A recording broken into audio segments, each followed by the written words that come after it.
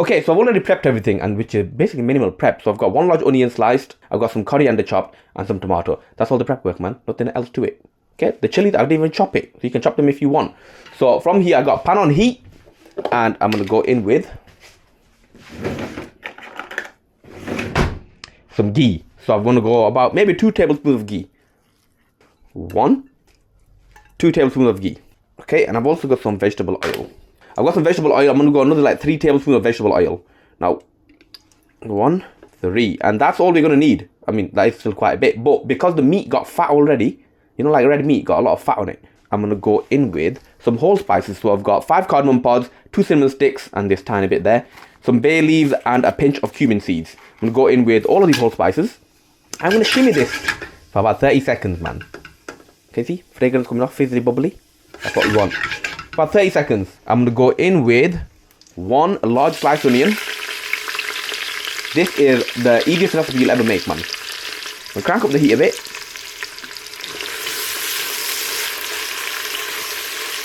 I'm going to put that there, and that's going to be my spatula holder. From there, we are going to need some garlic and ginger blocks, man. Okay, if you never used it before, it's by Taj. I don't know who Taj is. Like I said it like my brother or something. Garlic and ginger blocks. This is 100%. So it's no preservatives, none of that. And you know, oh my knees. And garlic and ginger, it's just very difficult to peel and stuff. It's not difficult, it's just time consuming, and I don't like tedious tasks. I just want to get on with it. Okay, do this for about 3 to 4 minutes. See, onions are breaking down nice, man. Sweating. This is where everything's gonna move really quick. Okay, very quick.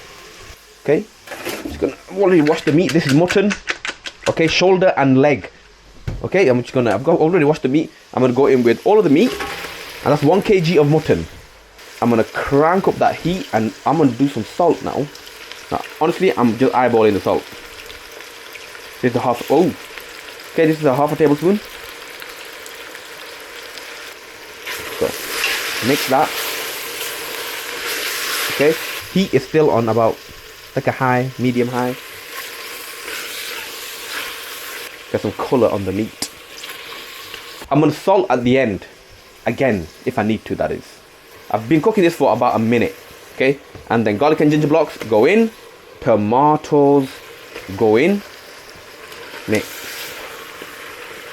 Okay, what's going to happen is the meat is going to start releasing all of these juices, man. Okay, and that's going to help things cook. Okay, I'm going to let this cook for about 5 minutes. Let the garlic and ginger blocks disintegrate. Let the meat release all of its water. And then the tomatoes are going to start breaking down as well.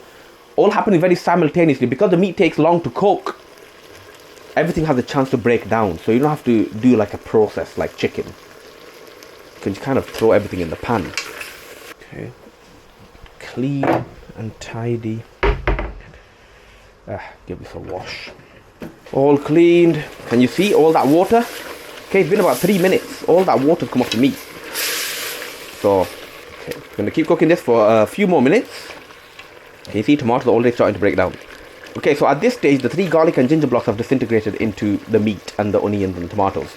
I'm going to go in with spices. So I've got half a tablespoon of chili powder, half a tablespoon cumin powder, 1 tablespoon coriander powder, 3/4 tablespoon of curry powder, and a 1/3 tablespoon of turmeric. I'm going to go in with all of the spices.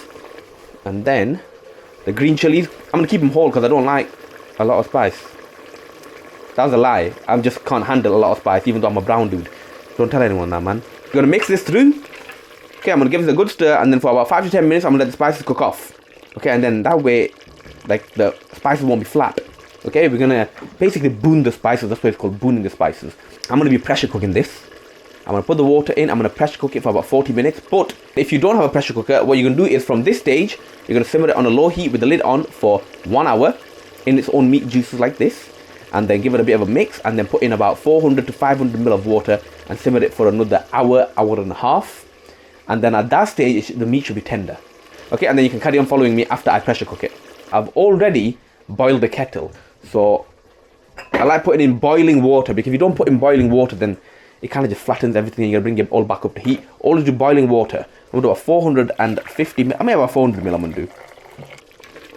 Anyways, I'm actually making this because my little one wants meat curry today. You can see like oil separation in the corner there, on top here.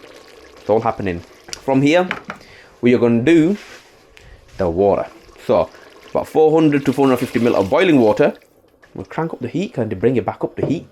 Okay, now this pressure cooker, linked it in description if you want it. It's actually very good if you're cooking meat dishes quite often and regularly. You've gone from simmering for 2.5 hours to 40 minutes.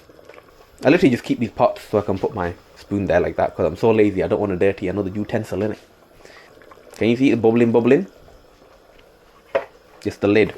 Tefal. This is a medium heat. Can you see the lowest heat setting on the largest hob? So our class is the medium setting. There you go. I'm going to turn this. Can you see chicken? Even though there's no chicken, this is the meat setting. Medium heat, meat setting, about 35 to 40 minutes. And then I'll be back. Okay. Alexa, stop. Okay, so this is done. It's been about 40 minutes. I'm going to turn off the heat.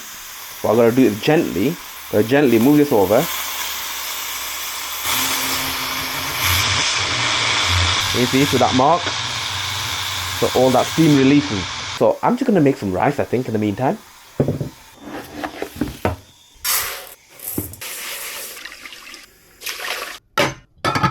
That's on. This has fully released the steam now, so I'm going to take this off. Gonna look magnificent, watch. See? Beautiful. So I'm going to put the heat back on because we're not done yet. Some garam masala, kasuri methi. First, okay, gonna go in with about this much garam masala. It's about 1/3 of a tablespoon there. And then kasuri methi. Okay. Kasuri methi goes in. Okay, mix this in. Let's cook for a further 2 minutes.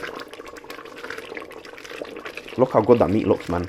It's actually extra steamy in here because it's absolutely freezing outside. And then temperature difference in it, thermodynamics, man. And then it's just steaming excessively. So, final bit, bunch of coriander like this. Go in with the coriander. Every curry needs coriander. It ain't finished if you don't put coriander in a curry. So, mix this through. Okay, look how good that looks. Okay, give it a further final minute. Okay, look at that perfect gravy consistency right there. Now you can take the whole spices out at this point. From here, just gonna garnish with a tiny bit more coriander on top. And this is basically final product, man. Done. Okay, so if you like this, subscribe. Let me know what you think, and I'll see you in the next one.